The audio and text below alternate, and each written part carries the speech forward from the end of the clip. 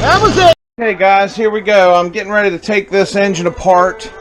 I had it out in the rain and the muck, and it got all nasty from being out in the rain when I was test fitting the swing arm bearings and all, but that's okay. I got to tear it apart and redo it anyway.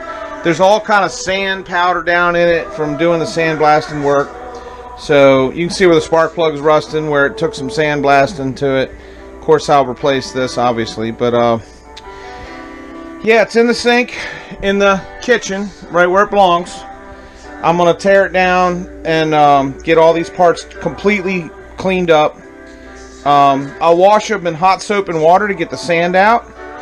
And then I'll coat the parts in WD-40 to protect the metal. And then I'll lay them over here.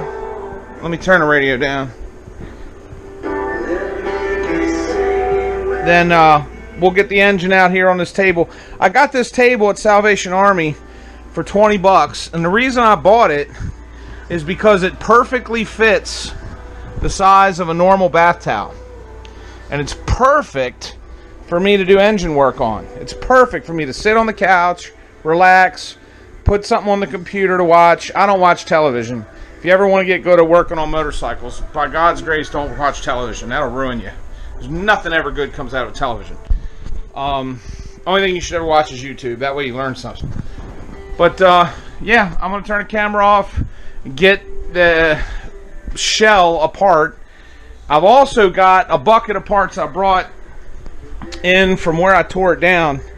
Down in this bucket are a bunch of parts to this engine. Here's a good crank with a good rod that was used, that came out of it. I'm going to reuse. And I got the clutch parts and all in that bucket. So when I come back, you'll see all those parts spread out on that table, on that towel, cleaned up and ready to assemble. Okay guys, there they are. Case halves just sitting there soaking. We'll get them out, get all the sand off of them. We'll WD-40 the bearings for the rear bearings in the back, and then we'll get her back together. Hey guys, let's start putting these crank bearings on this crank. I got a new crank bearing and seal kit. Here's the two seals. I'll put them aside to put into the case later. Or I could do them now before we start to put the bearings in, either way. But this bearing here on this side, this brand new bearing slid on by hand. That could be a sign that this crank is bad. A lot of guys would say, you know, Loctite it or whatever. You know, it's tight, it's on there. I'm gonna run it. If I start eating crank seals, then I'll buy a new crank. But I was able, with some force, to slide this brand new bearing on by hand. Now this one on the magneto side, it's not going on as easy, which is normal. It should be a little bit of a interference fit there, just a, you know, half a thousandths or so. I could heat the bearing up and freeze the crank and get into playing all that game. I don't think it's that much. So what I'm going to do is just use the case as a way to tap it all in, and just tap the crank into the bearing and the bearing into the case and see what kind of resistance I get. Yeah, I could heat the case up, put the bearing in it first, and if I was doing this with a press, that's how I would do it, because then I could press the crank. But I'm doing this at home, you know, just trying to put nuts and bolts in the ends of the crank to protect the threads, and tapping on it to see if I can get it in and out of the case at home with, you know, jury rig hillbilly tools. Okay, I'll show you how to tap the left seal in at home with no special tools.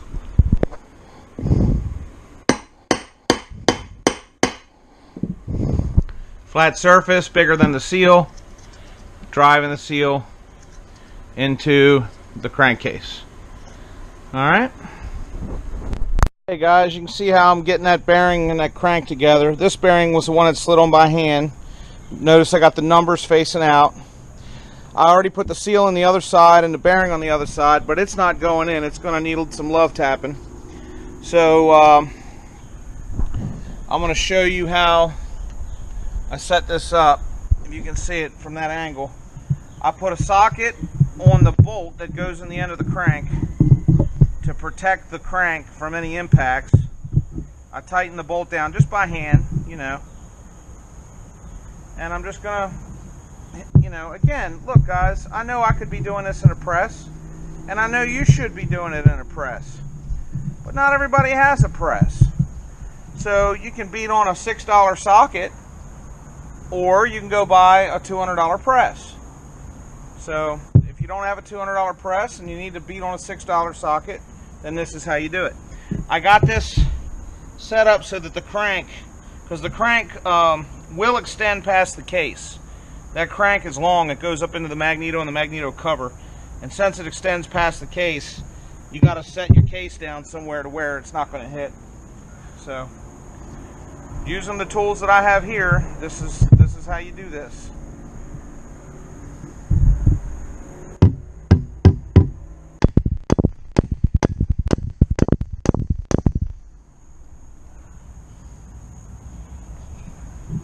It's going. It's just, I'm just tapping it down with that socket on the threads to protect it. Yeah, I know it's side loading the pin. It's not good for it. I'm not hitting it that hard. It's an old beat up used crank anyway. If you want to go buy all thousands of dollars worth of brand new parts and presses and all that, you know, if you want to spend, you know, if you want to spend $1,000 putting a crank into a bike that you can sell for $1,200 when you're done, well, go ahead. But if you want to save a buck and go ride and wind up with something that's going to work, then this is what you do. Guys, I'm going to stop there. I hit a fair amount of resistance getting the bearing into the case. I got the crank in the bearing. When I started this video a few minutes ago, if you remember, this bearing went on by hand. This bearing I couldn't get on at all. Tapping this with this, you know, bolt and nut setup down here has enabled me to get the crank in the bearing, but it has not enabled me to do a good job of getting the bearing in the crank. So what I'm going to do is I'm going to put this nut on the other side of the crank, like so. It's always so awkward working with not enough hands. I'm just going to set that nut on there to protect those threads a little bit, and tap that back out. Tap this bearing and crank back out of the case. Hopefully the bearing will stay on the crank, because that's the hard part.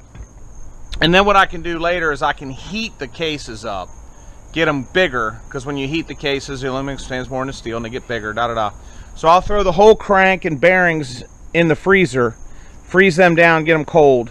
Then I'll heat the cases, and then that should all slide together a lot easier. But at least I use the cases to get the bearing on the crank. So that's progress for that part so far. Alright, I'm going to turn the video off, get the crank back out, get it ready to go from there. But we did successfully get the bearing on the crank at this point. Okay guys, I'm going to go ahead and throw this crank seal on the other side just to get it done. That way I don't have to take a socket and go over the crank parts. It'll just already be there when the crank slides up into it. So, only thing, the biggest socket I had here at the house I could find anywhere is this one. You want to just push it until it's flush. And there you go. Properly installed crank seal. Guys, crankshaft and bearings are in the freezer, getting nice and cold. I still got the bolts in the ends to protect them, to protect all the threads while I'm working around and tapping stuff around. And I got the cases in the oven, warming up. So, yeah, WD-40 on the smoke detector. Okay, hush it up now. I know, the house ain't burning down. I'm just putting caustic burnt chemicals all through it, that's all. No big deal. Just burning caustic chemicals, no fire. Yeah, don't preheat your oven to 400 degrees because your engine never gets that hot. I don't think those seals can take that. Preheat your oven to 250. Reason I say 250,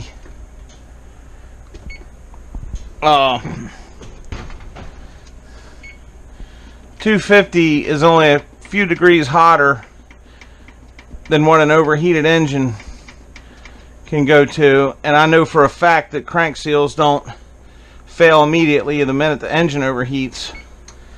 So if you heat the engine to 250 and let it get nice and heat soaked and sustain that, hopefully that'll be enough heat to expand the aluminum enough with the frozen crank to let it slide together. If that's not enough heat and I need more than that, then I'm going to have to get a propane torch out and isolate the heat right around the bearing area. But if we can get it to do it just with this, 250 degrees in the oven, that'd be even easier.